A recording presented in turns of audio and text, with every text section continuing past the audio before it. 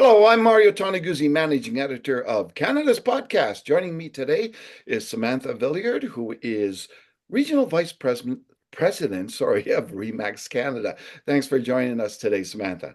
Thanks for having me again. Happy to be here. All right, new report out by Remax, looking at 2025 and what the housing market's going to look like. Give us a sense of what the outlook is for the housing market across Canada next year. Yeah, bear with me. I've got a lot to say. This is probably my favorite report we put out every year. So if you give me a couple seconds here, I do want to touch on a couple points and something that I found really interesting that I want to share with you. So in essence, the 2025 housing market is definitely on the rebound, and I want to dive into that a little bit more because I feel like we've been saying it now for a little bit, but we're just inching closer and closer. And now we're coming down to the wire at the end of the year here. So, our network of Remax brokers and agents across the country are experiencing and expecting a more active market at the beginning of next year. The national average residential price is likely to increase by 5%. Sales are anticipated to increase by 25% nationally. So that has us anticipating that it's most likely going to be a seller's market that's going to dominate in 2025.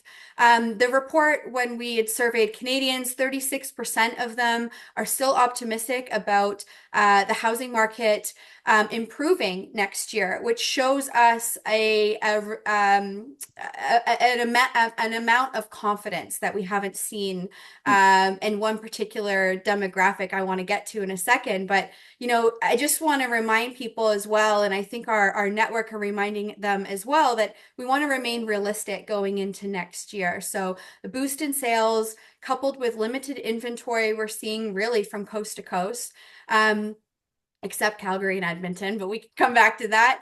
It almost always leads to rising prices. And so I think sellers and buyers need to be realistic in that.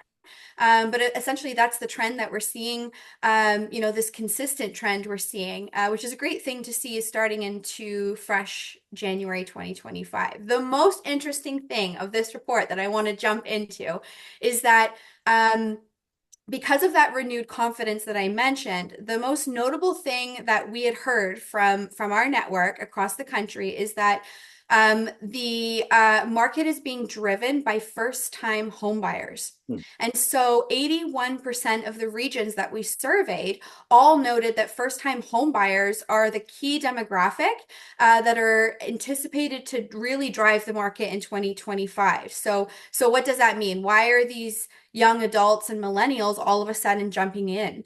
I think three things that I want to call out. Affordability challenges still persist. I don't think we can shy away from that. However, the interest rates coming down this year was something great that they wanted to see. Changes to the mortgage stress test was wonderful for them. And I think that it provides them a sense of confidence that they hadn't had. Two, the economy and employment rate, it remains consistent. So their environment is more encouraging than it has been in recent years, specifically for the millennials and the Gen Z. Again, millennials and Gen Z, let's also factor in that they are experiencing or anticipating a great amount of generational transfer of wealth. And that can be from inheritance or from estate transfers from parents and grandparents.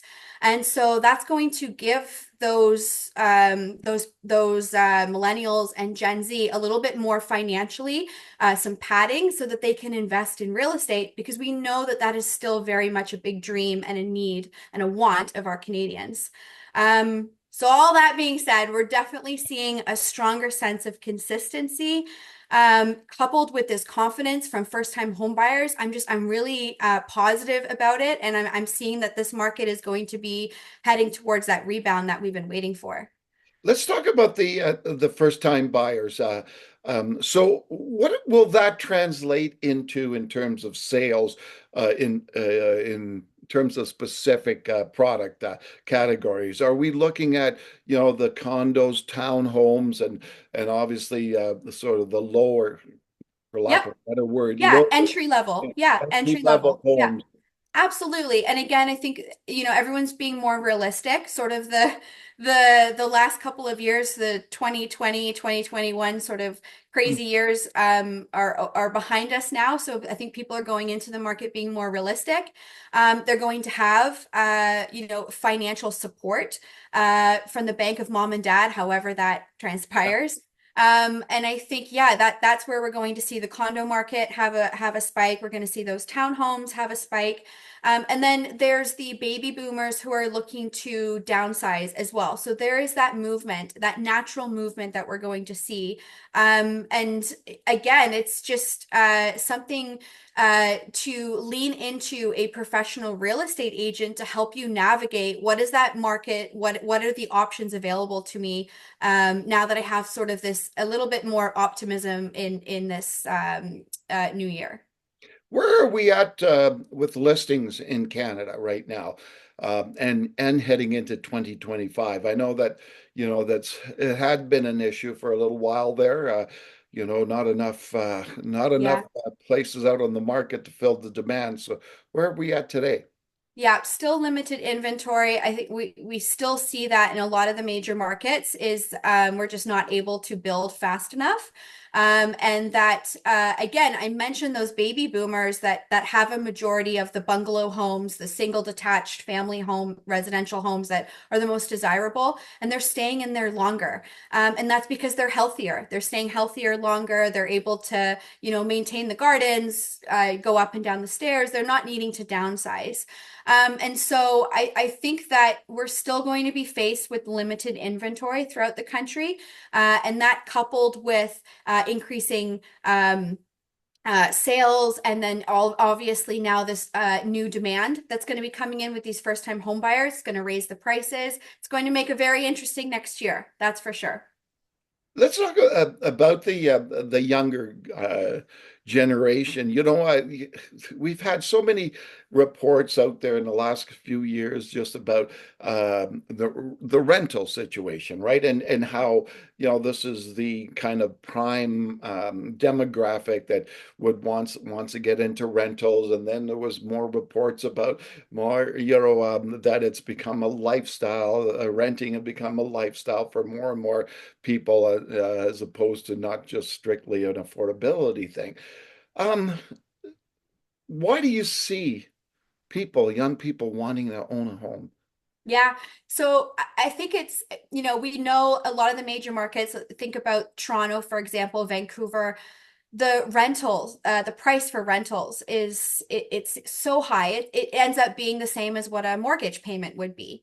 So, with the lowered interest rates, amortization changes, the stress test changes, it's going to be more comfortable and I think more realistic for first-time home buyers or younger demographics to get into the market. And yes, they're going to have to start out with something like a condo. They're not going to be able to afford right off the bat, or highly unlikely afford to have a 3-4 bedroom detached home.